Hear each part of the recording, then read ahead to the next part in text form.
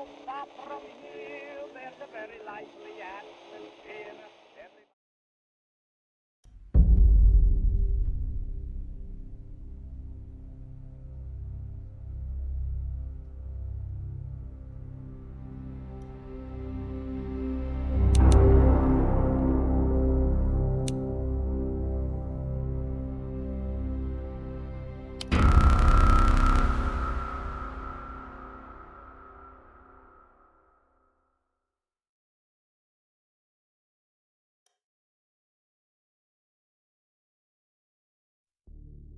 Sa mga lansangan ng Kalakhang, Maynila, may mga taong bigla na lang nawawala. Sabi nila, krimen lang daw. Sabi ng iba, malas lang talaga. Pero sa gabi, kapag tila humihinto ang paghinga ng lungsod, na mararamdaman mong may mas malalim pa.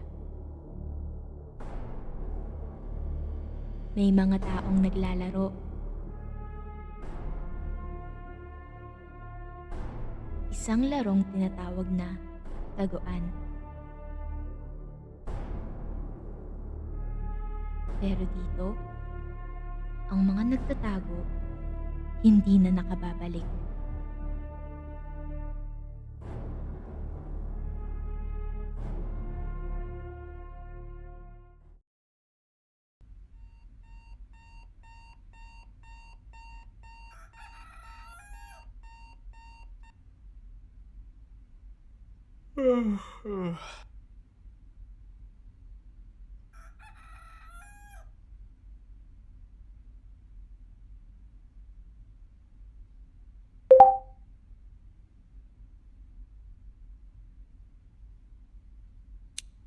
Panibagong araw na naman. Nakapagod magtrabaho. Pero kailangan kong kumayod para magkapera. Para bayarin ang dapat bayaran.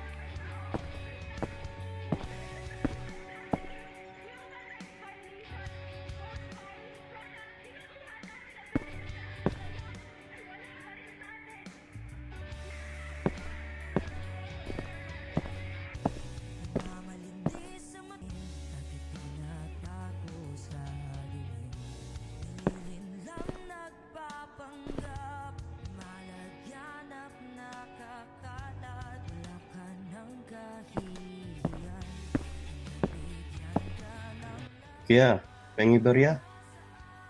Kahit pang almusal lang kaya.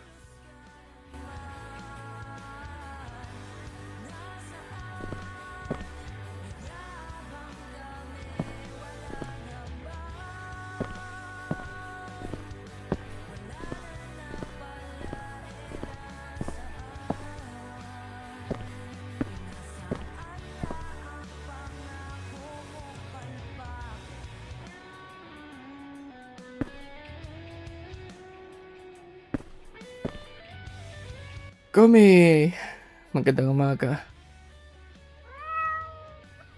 Napakaswerte mo naman. Hindi ka nagtatrabaho. Kumakain ka lang, tulog at nakaupo lang. Tapos hindi mo pinoproblema yung mga kailangan bayarin. Ay, buhay.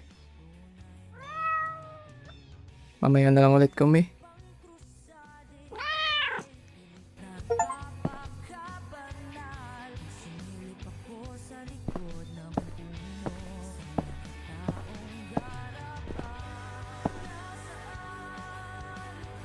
Pre, malapit na eleksyon.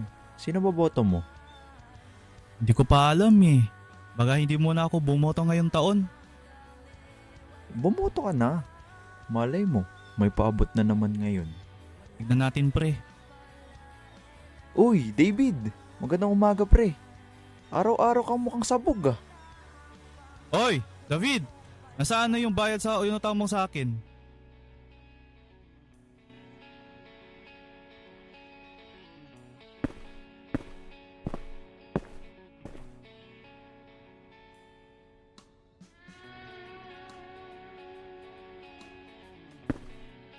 Ay, David! Kaibigan mo si Jacob, di ba? Huwag sabihin, palagi na lang umihi sa tapat ng bahay ko. May banyo naman kayo. O na susunod na mahuli ko siya, puputulin ko ari niya. Ang pangay-pangay na dito sa lahat ng bahay namin, pota!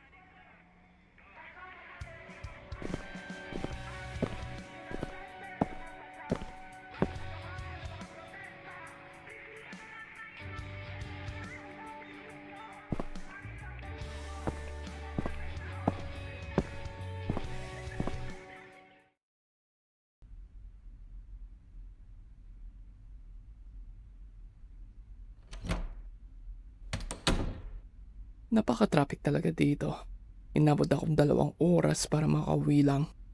Kumpara noon na 30 minutos hanggang 1 oras lang ang biyahe.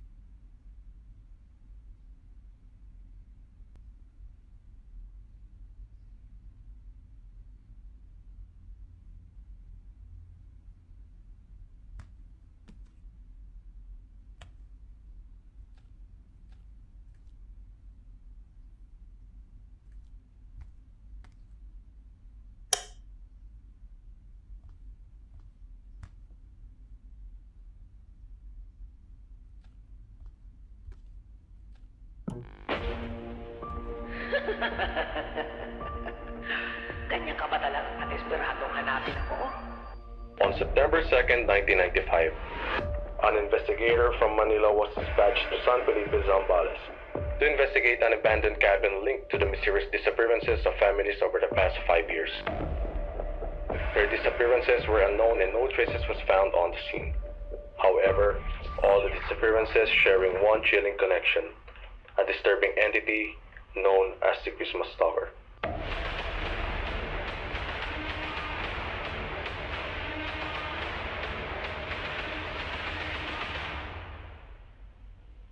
The following footage is the last known sighting of the investigator moments after his encounter with the entity.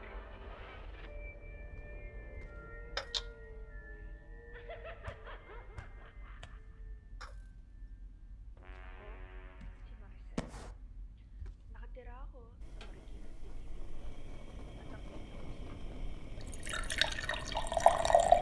At ang may bago kami ng klase, pangalan ko ako. Talino, mahusay siya.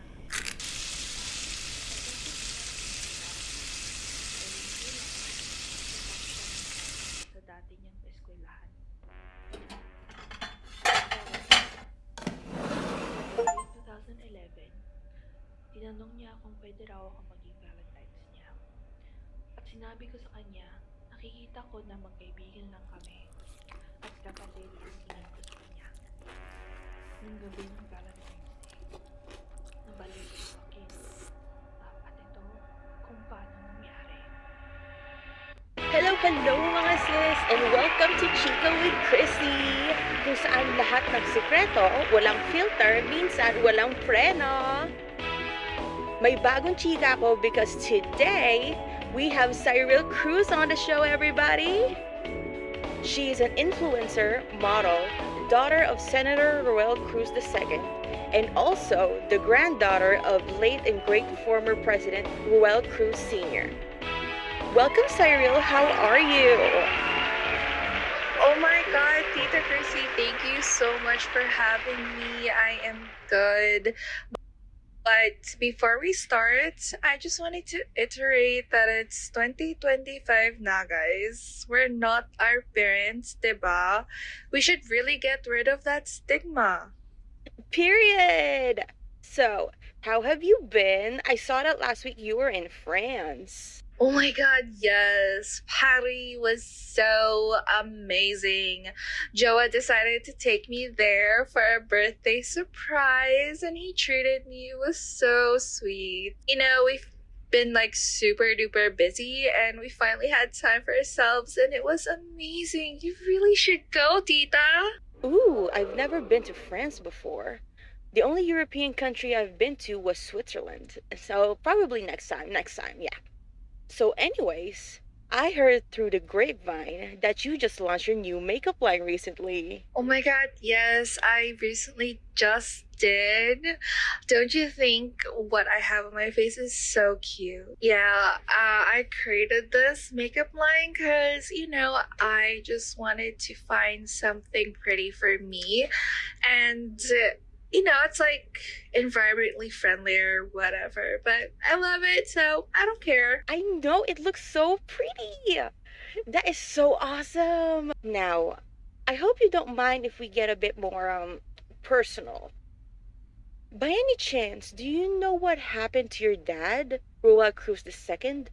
I heard he was accused of stealing government funds. I heard about that rumor, but Daddy's doing his best to fix this, and my brother, who's like a congressman, is like totally backing him up. But if I know my daddy, I know this will be okay soon. I'm sure he will.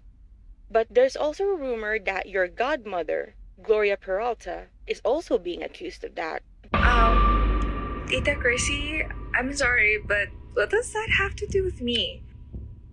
Do you mind if we talk about something else? I didn't get debriefed about this question before the show. Oh, goodness. I'm sorry, but it seems that's all the time we have for today.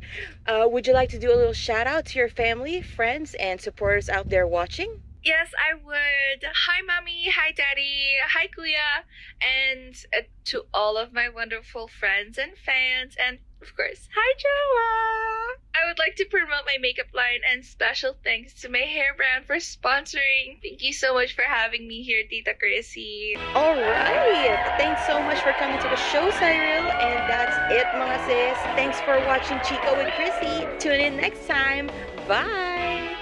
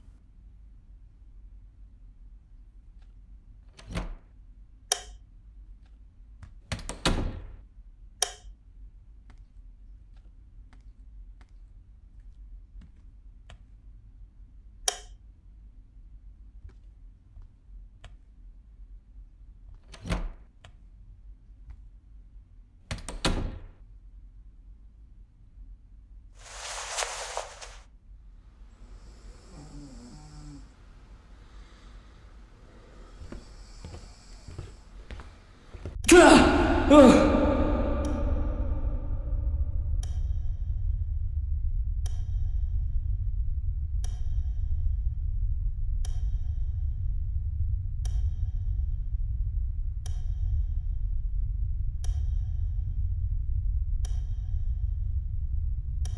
to? Nasaan ako? Nananaginip ba ako?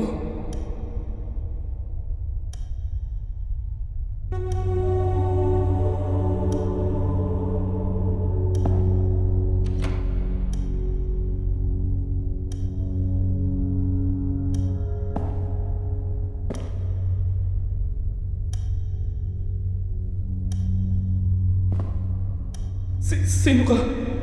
Anong gusto mo sa akin? Saan ka nakaturo?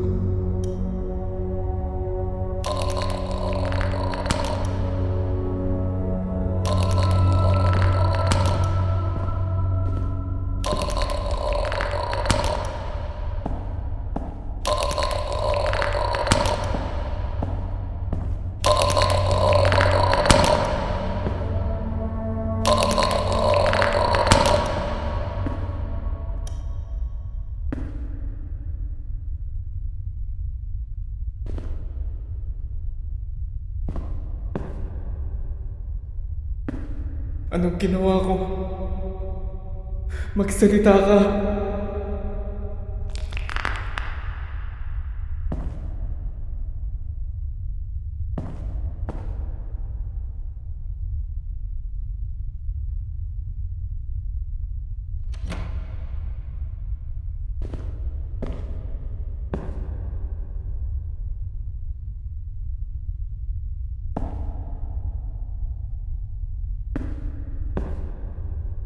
Sino kayo?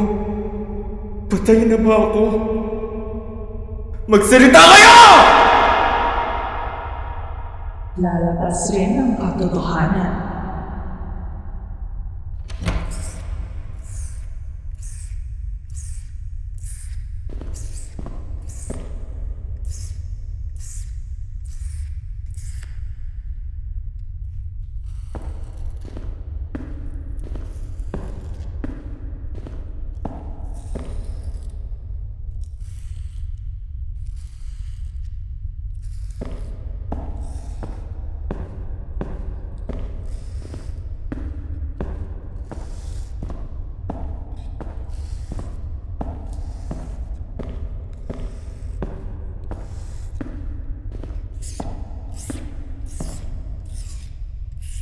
Anong lugar to? Teka, ako ba yan? Anong gusto mo ipakita sa akin? Naalala mo ba ang ginawa mo?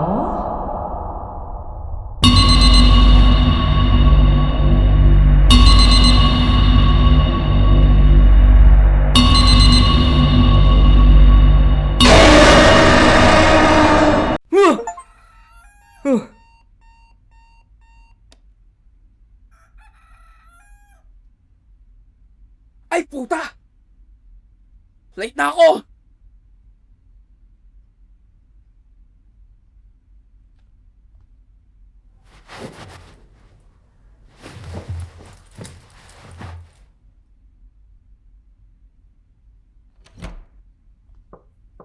Saan ang gagaling katok na yun?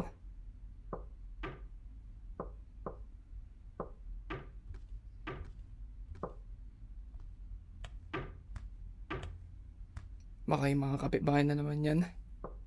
Ay nga pala, late na ako sa trabaho.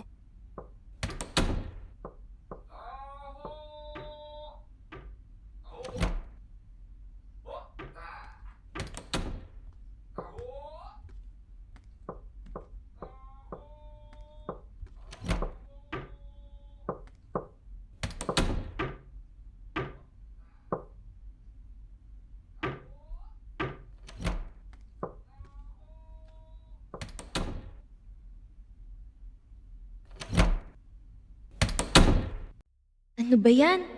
Araw-araw na lang palaging ganito.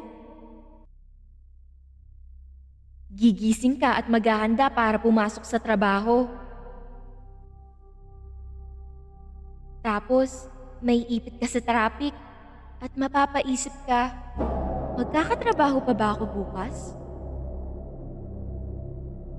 Pumapasok ka sa trabahong halos kumakain na ng buhay mo. Pagkatapos ng araw, uuwi kang sobrang pagod.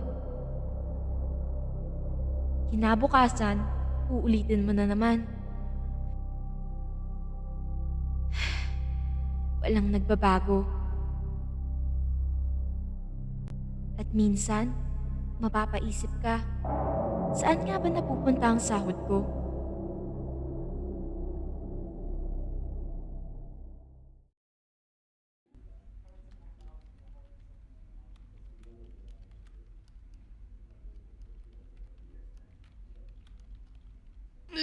Kapag magkape ka pa.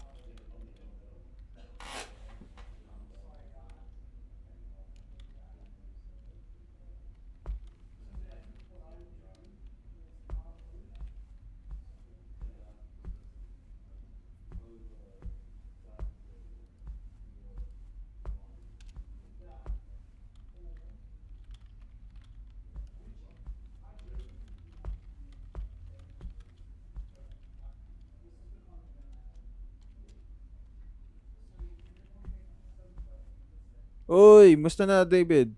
Nakitambay lang ako rito. Tropa ko kasi yung CEO ng Silang. Tsaka, lapit ka dito konti. May ibubulong ako sa'yo. Sa'yo ko lang to sasabihin ha. Pero may classified folder dyan sa copy room. Katabi ng photocopier. Tingnan mo. Silipin mo. Ako bahala sa'yo.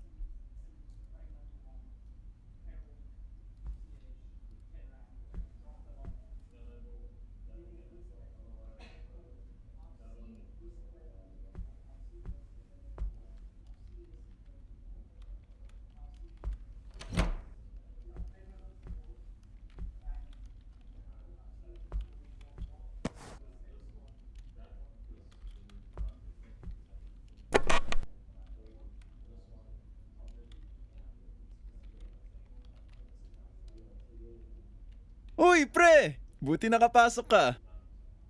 Oo nga pre, late na ako nagising. Tapos sobrang traffic pa. Ikaw naman pre, kamusta? Ito, goods naman. Naalala mo pa ba si Gloria Peralta nung high school? Yung kaklasin natin na magaling sa lahat. Yung nakakuha ng reward dahil binabayarin yung mga guro. Saka pinagtitripan niya ako noon. Oo, siya.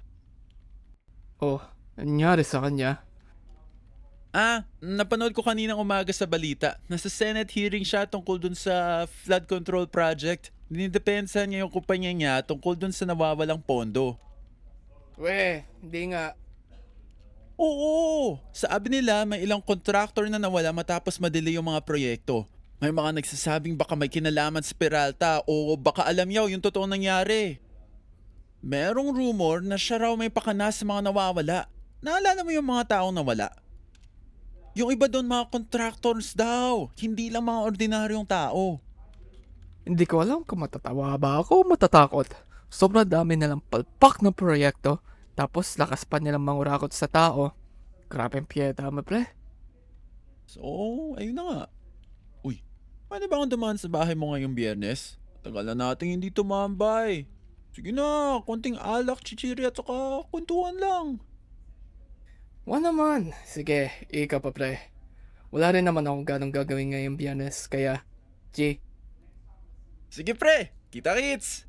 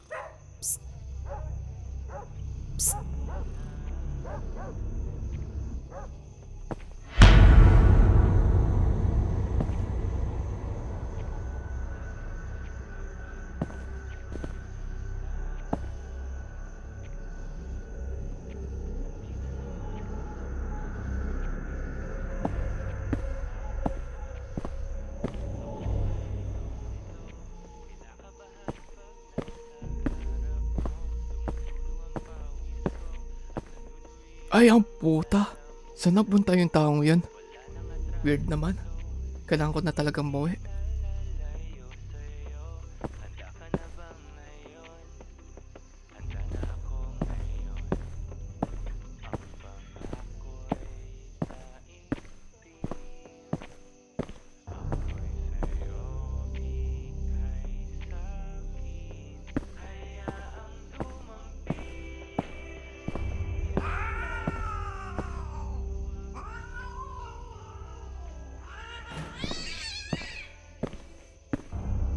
Oh, tangina mo!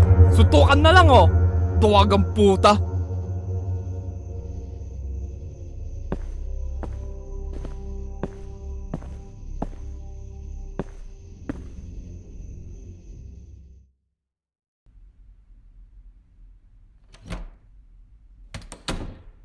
Sa wakas! Nakauwi rin. Punuan yung tren kanina. Muntikan pa makaberya.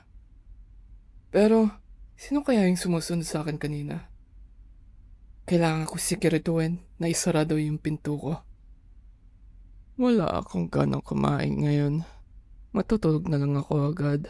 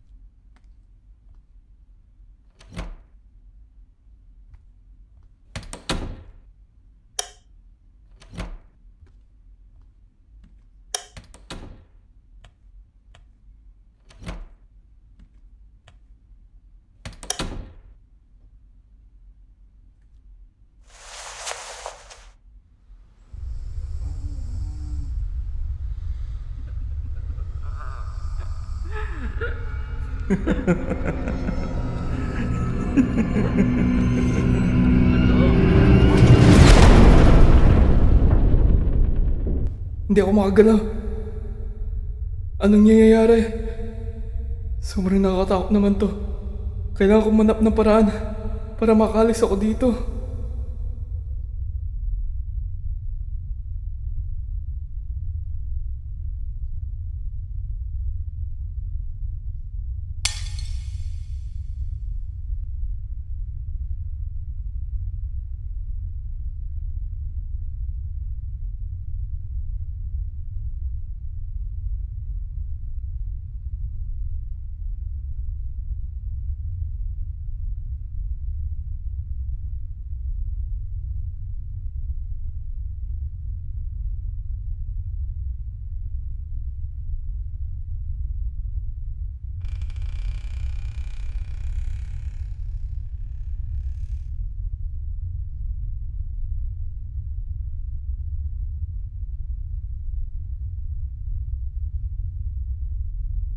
Sino ka ba talaga?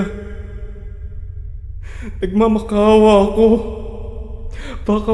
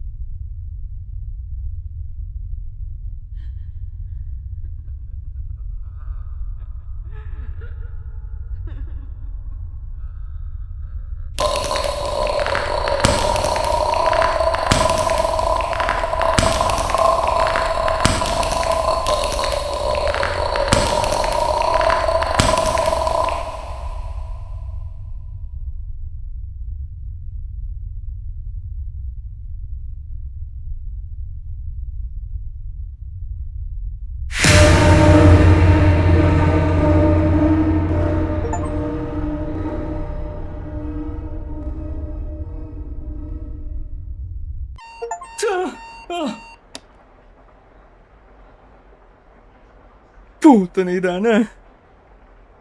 Ang sama ng panaginip ko. Bakit may dumi ako sa katawan? Paano nagkadumi yung bahay? Kailangan ko linisin to bago pumasok.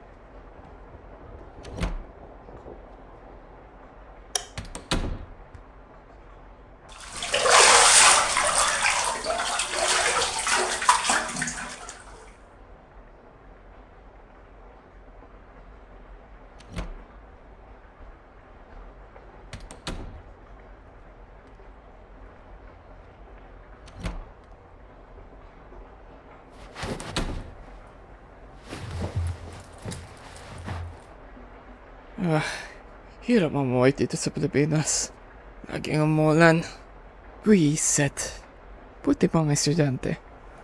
Paano mo kami mga workers? Immortal? Kailangan namin tumuwid sa baha para lang makapasok sa trabaho. Visit na buhay to.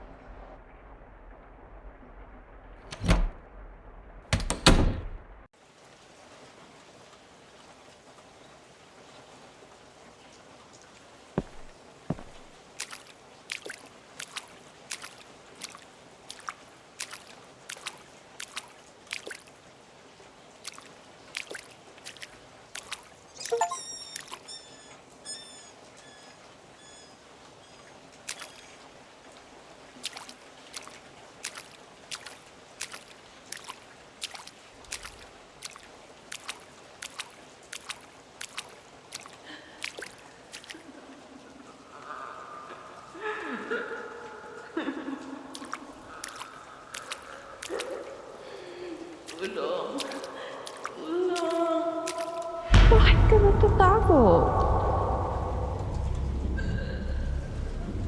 Natatakot ka ba sa mga mangyayari dahil sa ginawa mo? Bakit ba hiya?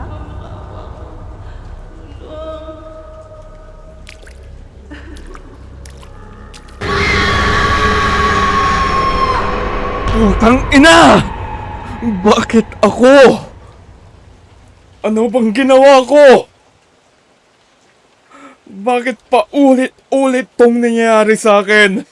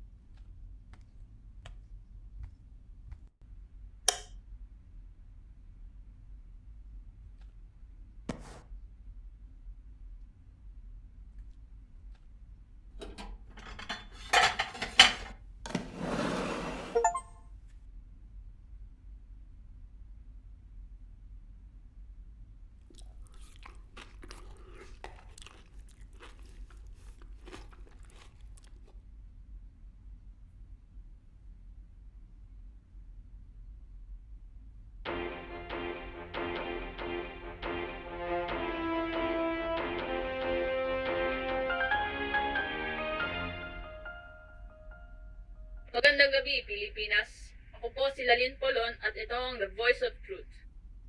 Isa na namang misteryosong pagkawala ang naiulat. Kinilala ang pinakahuling biktima bilang si Gloria Peralta. Ang negosyanteng kamakailan lamang ay naging laman ng balita matapos humarap sa Senate hearing kaugnay ng flood control project. Pinaniniwalaan ngayon na isang tao ang nasa likod ng mga pagdukot. Tinagurian ng publiko bilang The Phantom. Pinapayuan ng lahat na manatili ang pagmatsyag. Kung minalalaman o pinaghihinalaan, agad itong i-report sa pinakamalapit na presinto. Muli, ako po si Lalyn Polon, nag-uulat para sa The Voice of Truth. Kahit noong high school pa, siya nang palaging pida. May pera, may koneksyon, may impluensya. Ngayon, tignan mo, ayan tuloy, karma. Wala rin siyang pinakaiba sa iba. Naghanap na talaga ang korupsyon. Parang sakit na hindi magagamot. Puro proyekto, puro pangako dito, pangako doon, at kuha sila ng kuha. Tapos sa TV, kunyari bayani. Baka ngayon may naglakas loob na rin na pagbayarin silang lahat. Ay sus! Ang hirap mong mahalin, Pilipinas!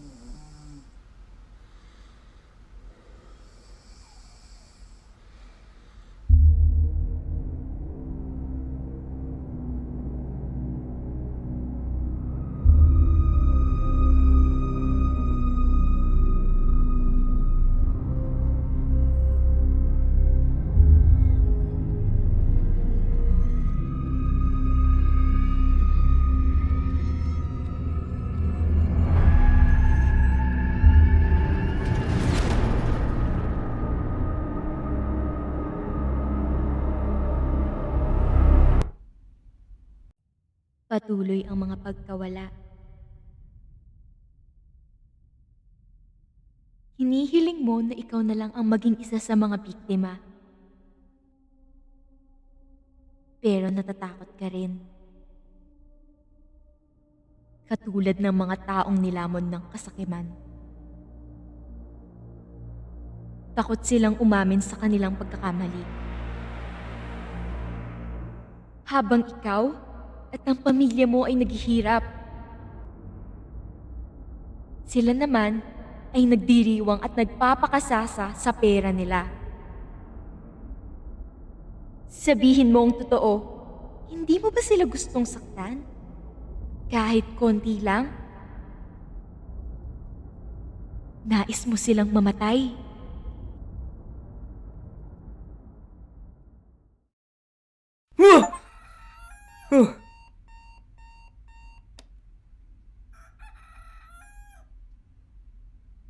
Ay, nakputa na ito.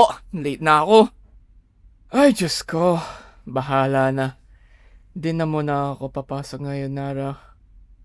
Ita-text ko muna si Jacob para malaman niya na hindi muna ako papasok ngayon.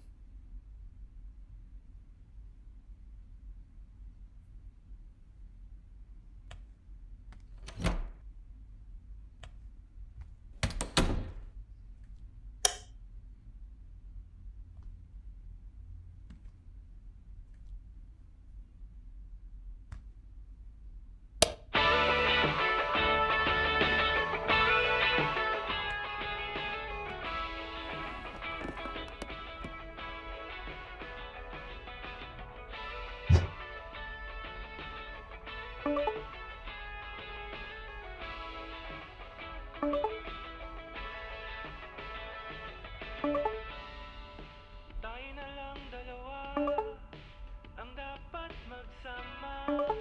Ang dapat magsama. Pangako ko sa'yo, ikaw ay liligaya. Ikaw ay liligaya. Pakinggan mo ang tibok ng puso ko. Tayo'y sumayaw. Oyap na mo talaga. Kaibigan ko ang resista ng boss ko. Ikaw ay sumugal.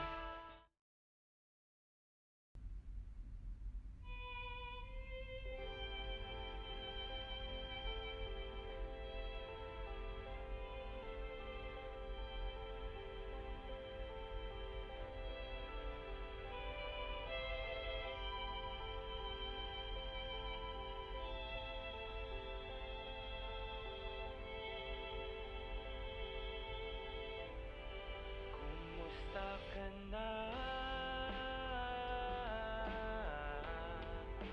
Nariyan pa ba ang mga liham na binigay kasama ng mga rosas?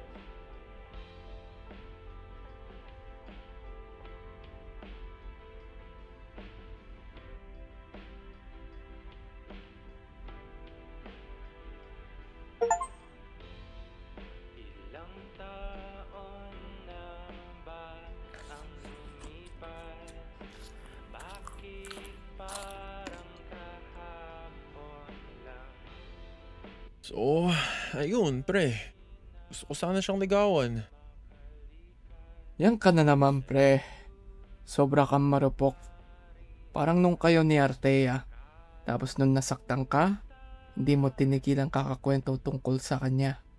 Boy, hindi ganyan, pre. Huwag kang pulag. Alam ko naman yun, pre. Naku, bahala na talaga. Nga pala, sabi mo kanina may gusto kang pag-usapan. Eh, oo, pre. Si boss. Palagi nga minabalit. Sumusobrang na talaga siya. Sa susunod, i-report ko siya sa HR. Sure ka ba, pre? Hindi ka ba natatakot? Baka pag nireport mo si boss, masisante ka. Ang hirap kaya maghanap ng trabaho ngayon. May point ka, pre. Pero, okay lang ako. Kaya ko pa naman magtimpe. Malay mo, mapalitan siya na mas maayos at hindi ako itrato na parang basura. Pre, good luck na lang sa'yo. Nga pala, may sumusunod pala sa akin nung isang araw. Hindi ko alam kung sino. Wala akong alam dyan, pero gagi pre. Baka ikaw na yung susunod na mawawala. May ginagawa ka ba na hindi mo alam? Ulol. Kontraktor ba ako? Hindi. Isa lang akong karaniwang trabador na kumakayod sa minimum wage at nagko-commute tulad ng iba. Ay, sorry pre. Natapon ko. Ako na maglilinis. Nasaan yung walis mo? Nandyan sa loob ng bodega.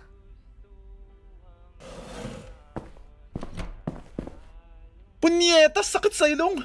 Parang may patay na daga dito. May pumasok na naman na daga. Hanapin ko na lang bukas.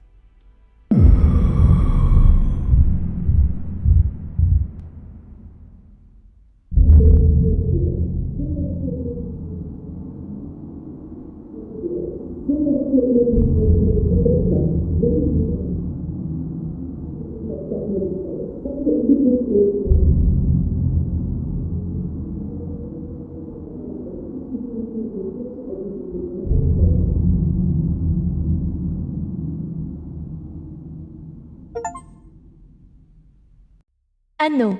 Hindi mo pa rin maalala? Palagi mo silang sinisisi. Tinitingnan mo ang salamin, pero hindi mo nakikita ang sarili mo.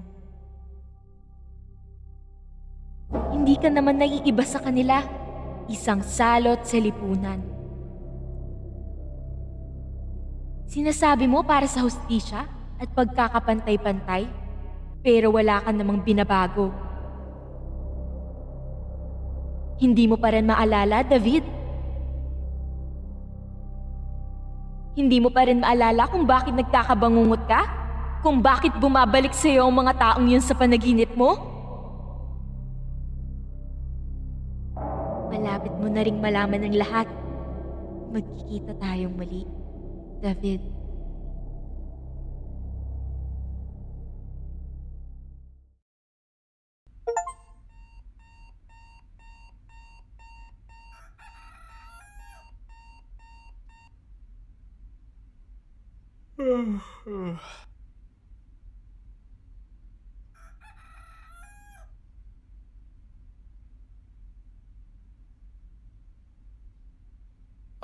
Kasakit. Ang sakit ng ulo ko.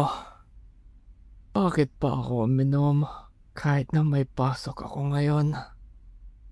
At bakit ko tinanggap yung offer ni boss na pumasok sa rest day? Kailangan ko na maganda para sa trabaho.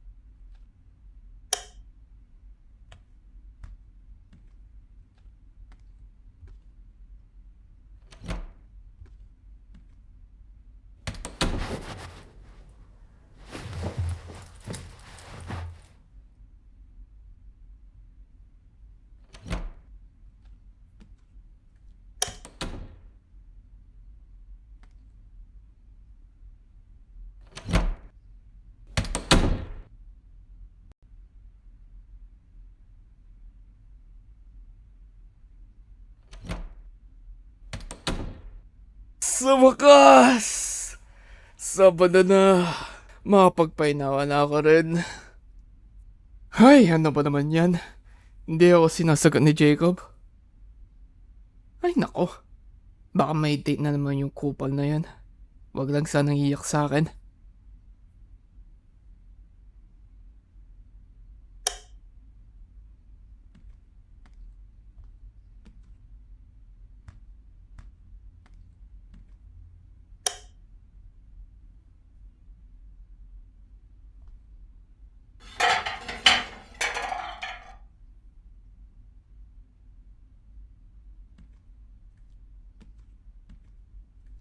Sino yan?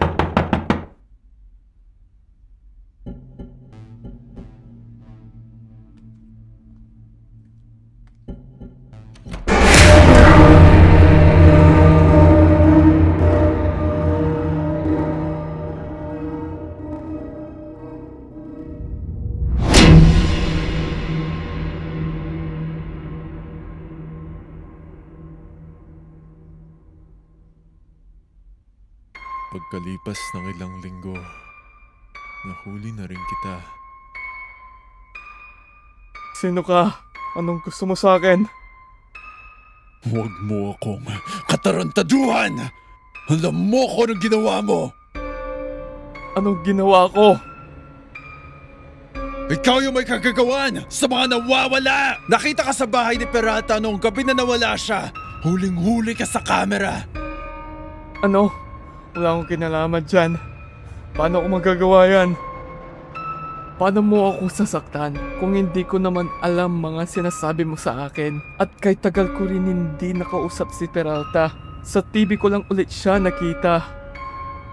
Pinatay na kita sana kanina.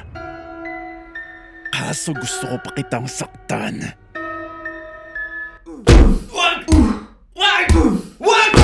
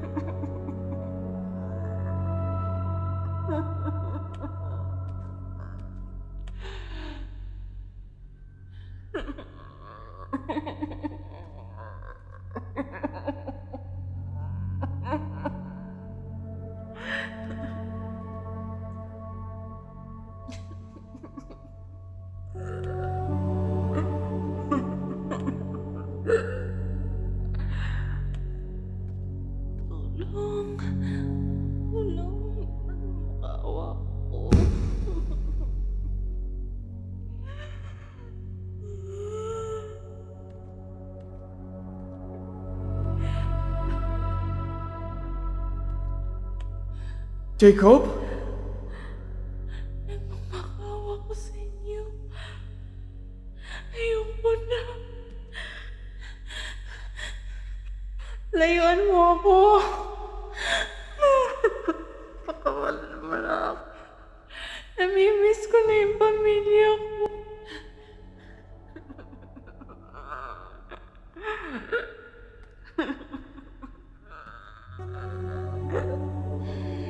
Tulong. Ano to? Tulong. May ganito. Saka, David. Sino ka? Ako, si Blake. Ako ang anyo ng galit mo. Noong tumigil ng makinig ang mundo. Anong ibig mong sabihin? Bakit may silong sa ilalim ng bahay ko? Ako ang gumawa ng lahat ng to. Ang tagal kong ipinagplanuan lahat. Bakit mo ginawa to? Kailangan kong gawin sa pinakasulok ng isipan mo. Gusto mo to. Galit, kawalang katarungan. Itong mga taong to, walang karapatan mabuhay. Akala mo, hindi kita naririnig. Bawat reklamo, bawat galit na kaisipang pilit mong itinatago. Yung mga nagdaksil sa'yo, humila sa'yo pababa. At si Jacob, ginamit ka lang niya. Di naman talaga kayo magkaibigan. Narinig ko lahat. Tiniis mo lahat. Pero wala kang lakas na loob para kumilos. Kaya ako na ang gumawa para sa'yo. Tayo ang dahilan kung bakit sila nagmamakaawa. Hindi ganito ang paglaban sa kawalan katarungan. Hindi sa pananakit ng mga taong to. Oo, gumawa sila ng mali. Pero hindi ito tama. Hindi to hustisya. Kalipitan to. Para to sa'yo. Hindi para sa akin. Tanggapin mo na lang, David. Magiging maayos ang lahat. Ginawa natin yung hindi kayang gawin ng iba. Wala! Wala na! Uli na ang lahat. Ayaw kong mabuhay na dahil sa akin. Sa ginawa natin, magiging maayos lahat. Ang karakasan ay hindi maaayos ng sirang sistema. Mas dadami lang ang mga halimaw. Ayaw kong maging ganito. Tapusin ko na ang lahat ng ito. Ang ginagawa mo, tigilan mo to! Ngayon na! Tapusin! David, mag-isip ka. Kung wala ako, wala kang laban. Ako ang lakas na wala ka noon. Ako ang boses na hindi mo kailangan man ginamit. Hindi ka kailanman naging lakas ko. Galit ko lang. At hindi ko nahayaan ang galit ang magsilita para sa akin. Hindi! Hindi! Hindi!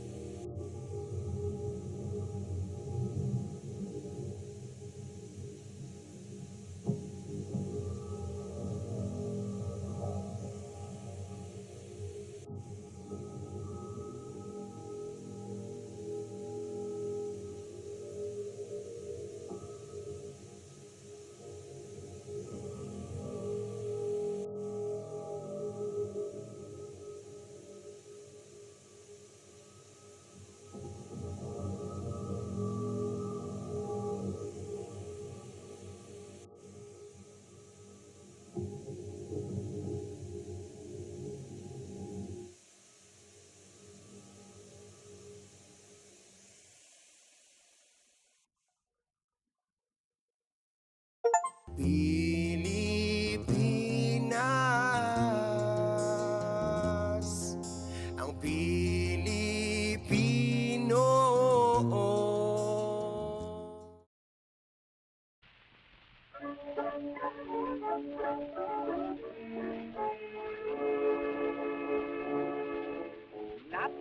Far from here, there's a very lively atmosphere.